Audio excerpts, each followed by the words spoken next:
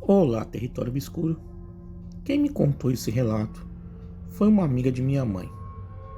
Bom, na época do acontecido, ela tinha uma filha de 6 anos e sua segunda filha tinha pouco mais de 8 meses.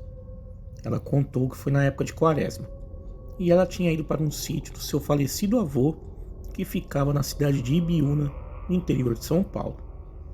Ela queria passar uns dias na fazenda para se preparar para o ano letivo, já que ela era professora, e logo começaria o ano letivo na escola, onde ela dava aula. Então ela decidiu pegar as filhas e passar uns dias na tranquilidade do campo. Ela então pegou as chaves da fazenda com seu marido, que ficou de encontrar com ela na fazenda, já que ele não havia conseguido pegar alguns dias de folga com o patrão e teria que ficar mais uns 4 dias na cidade de Santo André para trabalhar. Ela então pegou as filhas e pegou a estrada rumo a Ibiúna. Chegando na cidade, foi até a vila de um conhecido do seu avô comprar algumas coisas para ficar na fazenda e começou a conversar com esse conhecido e sua esposa e disse que ia passar alguns dias na velha fazenda. Mas de imediato, esse conhecido, segundo ela, se entreolhou com a esposa e então ela perguntou se tinha algum problema na fazenda. O seu primeiro pensamento foi que haviam entrado para roubar, já que a casa não tinha muitas visitas já há alguns meses, desde o falecimento do seu avô. Mas para a surpresa dela, ele disse: "Olha, menina, não fica lá sozinha não com suas filhas. Está perigoso. Houve alguns ataques nas fazendas vizinhas e alguns animais foram mortos de forma brutal. E o vizinho do seu finado avô disse ter sido atacado por um lobisomem. Fica aqui uns dias conosco, em casa, e quando seu marido chegar, vocês vão para lá." Ela então, pensando em se tratar de uma brincadeira, pois o mesmo fazia várias brincadeiras com ela e o irmão quando eram crianças, disse: "Olha, não se preocupa não, eu estou armada, e se esse lobisomem aparecer lá, eu atiro nele." Mas ela não tinha arma nenhuma, foi apenas para confortar as preocupações do amigo. Mas mesmo assim ele ficou preocupado e pediu para ela ligar caso precisasse. Já era um pouco tarde da noite, quando ela e as filhas chegaram na porteira da fazenda. Ela então desceu do carro para abrir a porteira e entrarem. Mas segundo ela fala, ela se sentia sendo observada o tempo todo lá na porteira. E uma sensação de medo tomou conta dela, que rapidamente abriu a porteira e voltou para o carro. Nesse momento, sua filha de 6 anos estava rindo olhando pela janela. E ela, pensando que era porque ela entrou no carro correndo, e deu um gritinho. E ela perguntou para a filha: "Você riu porque viu a mamãe dar o gritinho, né?" E a menina respondeu: "Não, mamãe, tinha um uau-uau olhando a senhora ali na árvore." E ela então, tremendo muito, acelerou o carro e foi em direção à casa, largando a porteira aberta. E rapidamente encostou na porta da casa, tirou as meninas do carro e entraram lá, trancando as portas, e permaneceram em silêncio até o outro dia de manhã. No outro dia cedo, ela acordou e preparou um café da manhã para as meninas e para ela. E em meio ao preparo, ela sorriu e disse para si mesma: "Para com isso, era só um au-au, nada demais. E se fosse mesmo, poderia ser o cão de algum fazendeiro que mora ali perto, nada demais." Ela então começou a limpar a casa para o resto dos dias. Abriu as janelas e portas, limpou a casa toda. Com o passar do dia, andou pela propriedade, brincou com as filhas. O dia passou rápido e logo anoiteceu e trancou toda a casa. Colocou a bebê na cama, próxima dela, e a outra menina ficou vendo TV junto com ela. Já era tarde da noite, quando ela notou que sua filha estava olhando pela janela e perguntou: "O que você está olhando, filha?" E a menina disse: "O Uau de ontem tá ali no quintal, sentado, olhando para mim. Podemos chamar ele?" Bom, achando engraçado, ela olhou pela janela e viu o Uau e pensou se tratar de um cão mesmo. Então ela abriu a porta e chamou: "Vem aqui, garoto, fica com a gente." E foi então que esse cão lhe mostrou os dentes, se pôs em pé e, já assumindo uma posição de ataque, partiu para cima dela e da filha, que rapidamente fechou a porta e empurrou o sofá para bloquear. E nisso veio o primeiro baque na porta. O cão se atirava na porta, rosnava, arranhava a porta. E então se aquietou. Bom, o cão começou a rodear a casa e ela decidiu olhar melhor esse cão. Segundo a sua descrição, ele era negro, tinha olhos bem avermelhados e, quando andava sobre duas pernas, chegava fácil a 1,90 m de altura. Tinha uma raiva fora do comum. E foi então que tudo se aquietou. Ela pensou que o cão havia ido embora. E foi quando a sua filha gritou: "Mamãe, o Uau quer pegar minha irmãzinha." Ela correu até ao quarto e viu o cão com metade do corpo para dentro do quarto, parecendo estar preso na janela.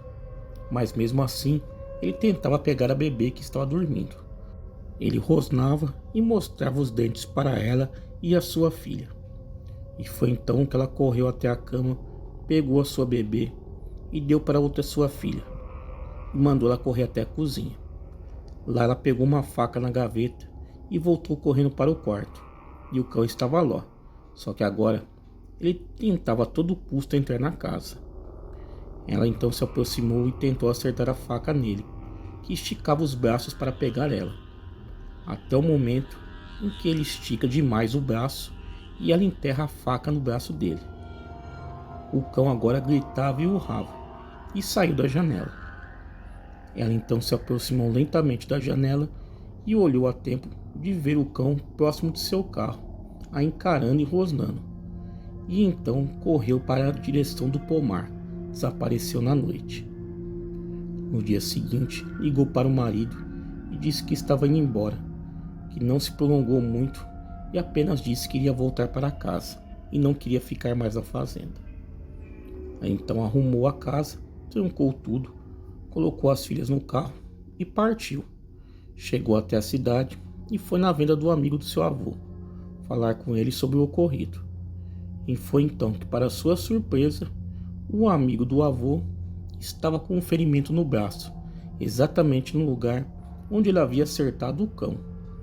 E se lembrou que ele mesmo havia lhe alertado e dito que, por incrível que pareça, que tinha um lobisomem atacando as fazendas. Ela então se afastou do amigo do avô, que a olhou com uma certa raiva dessa vez. Aquele sorriso acolhedor que recebeu em sua chegada já não viu mais. Então se afastou e saiu da venda, ligou o carro e acelerou de volta para casa, e nunca mais voltou para Ibiúna, nem mesmo quando venderam a fazenda. Bom, esse é o relato. Um abraço a todos aí. Tá aí, galera, vamos aí a um segundo relato. Olá, vou contar um relato que aconteceu comigo. Era em meados dos anos 80. Eu tinha por volta de 12 anos. Morava com a minha família em São João do Meriti, no Rio de Janeiro. Meus avós e meus tios moravam em um município próximo, a cerca de uns 35 minutos de ônibus, Belford Roxo. Eu sempre fui fascinado pelo lobisomem, e me lembro que aos sábados na madrugada eu assistia um seriado, O Lobisomem Ataca. Ele passava na Globo. Então eu sempre assistia e me sentia fazendo parte daquele seriado. Até que um dia, uma das minhas tias, que é mais colada com a minha mãe, pediu para que minha mãe a deixasse ficar morando em nossa casa. Minha mãe nem perguntou o porquê, mas aceitou o pedido, já que elas eram bem chegadas umas à outra. Meu pai, que quase não ficava em casa devido às suas viagens a trabalho, achou ótima a companhia de minha tia para minha mãe. Mas meu pai percebeu que tinha mais alguma coisa. que a minha tia não havia falado. Então ele a perguntou se era só aquilo mesmo ou se ela tinha mais alguma coisa para falar. Bom, ela, com um olhar preocupante, falou que iria contar, mas que não era para eles dar risadas.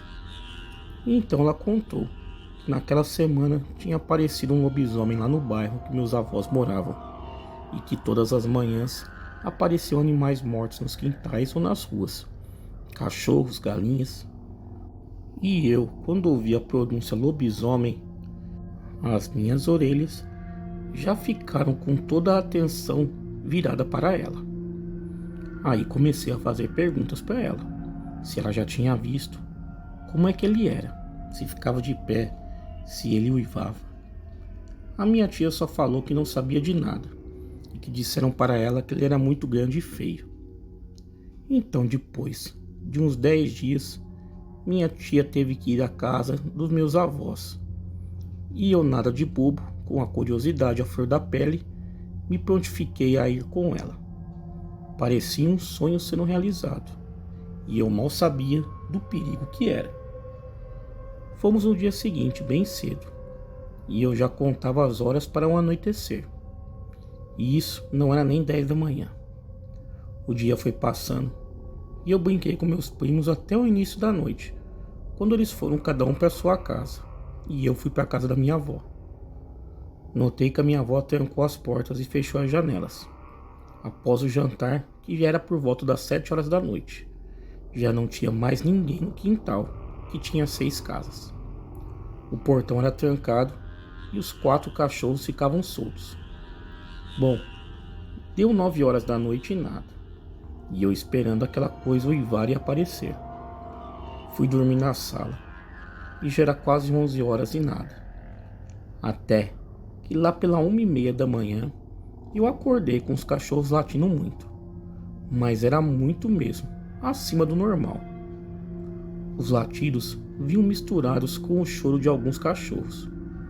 E então, ouvi o que eu achei que nunca iria ouvir: as suas passadas. Dava para saber que era uma coisa muito grande, tipo do tamanho de um boi correndo. Eu esperei o seu uivo igual que eu via nos filmes, mas ele não uivou, e sim berrou, e berrou muito alto. E eu pensei que meu avô ou algum tio iria sair do quarto e ir lá fora, mas nada, ninguém saiu.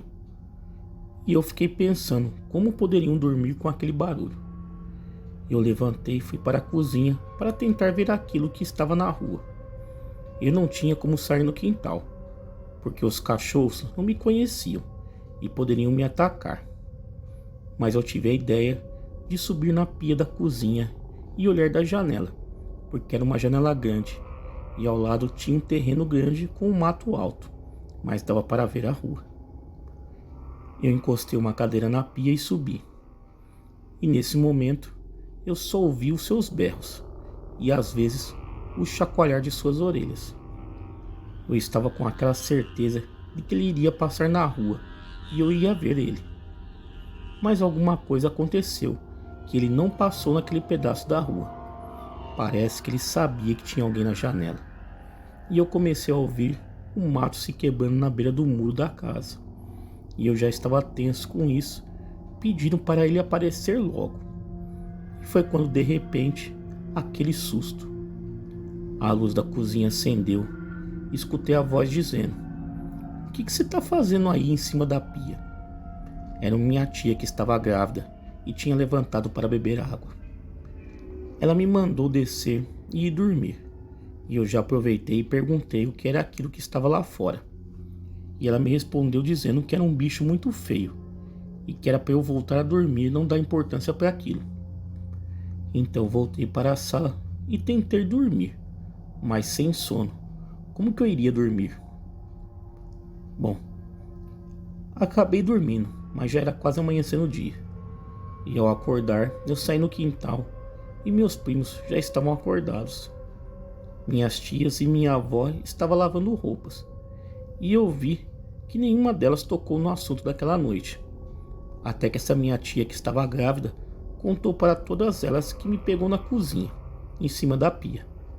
Aí minha avó me pegou pelas orelhas e me deu um puxão, dizendo que eu tinha nada que ficar na janela olhando para a rua e que eu não tinha perdido nada lá fora, me dando um puxão na orelha. Bom, depois disso eu fui embora. Não tive a oportunidade de ver o bicho, só escutar. Esse é o meu relato. Agradeço aí pela oportunidade de contar em seu canal. Obrigado. Tá aí, galera. Vamos aí a um terceiro relato. Eu tenho um amigo que na época trabalhava em uma funerária. E ele me relatou um dos seus dias como agente funerário, sendo o fato que eu vou contar a seguir aconteceu em novembro de 2003. Era um dia normal no seu setor de trabalho. Foi quando mais ou menos ao meio-dia ele resolveu ir almoçar, pois não havia trabalho naquela hora. Quando ele estava almoçando em casa, o telefone tocou e era o dono da funerária dizendo que havia trabalho. Então ele saiu de casa, foi até a funerária pegar uma urna, era uma das mais caras e bonitas que havia lá, e partiu para o hospital onde estava o corpo. Até esse momento, ele não sabia do que se tratava ou do que estava prestes a acontecer. Chegando lá, foi direto para o necrotério, e lá estava o corpo de um senhor com porte físico grande, e estava vestido todo de branco. Meu amigo até achou que fosse um médico, mas não era. Pegou aquele corpo, colocou na urna. A família ainda estava resolvendo onde seria o velório, pois não podia ser em qualquer lugar. E ele, ouvindo isso, não imaginava o que estava por detrás de todos aqueles que estavam ali. Resolveram então levar o corpo para uma roça no bairro de Lambari, perto de Gonçalves, em Minas Gerais. Chegando à roça, arrumou os paramentos e os castiçais de velas. Os familiares não queriam a imagem de Cristo presente, então ele retirou a imagem. Momentos depois, já estavam velando o corpo, e neste momento o seu celular tocou. Era para ele voltar para a cidade para pegar as coroas de flores, e isso já se passava das 8 da noite. Voltou para a cidade, passou em casa, tomou um banho, jantou e voltou para onde estava sendo velado o corpo. Chegando lá, já percebeu umas coisas estranhas, mas até aí tudo bem. Saiu do carro com as coroas de flores nas mãos. Quando chegou na porta da casa, viu na sala que lá estava uma estátua de um cão de 3 cabeças na cabeceira do caixão. E as pessoas que estavam em volta estavam encapuzadas e falavam coisas estranhas que ele não entendia. Estava parado na porta quando de repente chegou uma moça linda, que ele não sabe dizer de onde ela veio. Ela o pegou pelo braço e o puxou dali. Ela pediu para ele deixar as coroas de flores ali mesmo no chão, pois ele não podia entrar naquela sala. De repente, deu um estouro e surgiu uma risada muito sinistra e assustadora. Ao mesmo tempo que sentiu-se um cheiro forte que até embrulhava o estômago. A moça o pegou pelo braço e então foi o levando para fora. A moça disse que ali, naquele momento, não era o lugar para ele estar, que ele tinha que sair dali antes que eles parassem com as cantorias estranhas. Então ele foi saindo, e ela lhe acompanhando com uma das mãos nas costas dele, dizendo que era para ele ir embora logo dali, com a sua religião. E o que estava ali era para permanecer ali. Disse para ele ir e não olhar para trás. Quando entrou no carro e foi olhar para a moça, ela havia sumido. Não estava em lugar nenhum. Depois de uns dias, ficou sabendo que aquelas pessoas faziam parte de uma seita satânica. Ele não sabe dizer o que fizeram com o corpo, pois havia sumido. Não foi enterrado em lugar nenhum e nunca mais viu ninguém daquela família. Mas foi um serviço que ele nunca vai esquecer. Ele não desacredita que existem coisas ruins, mas procura ser ele mesmo e dar valor nas pequenas atitudes de todos.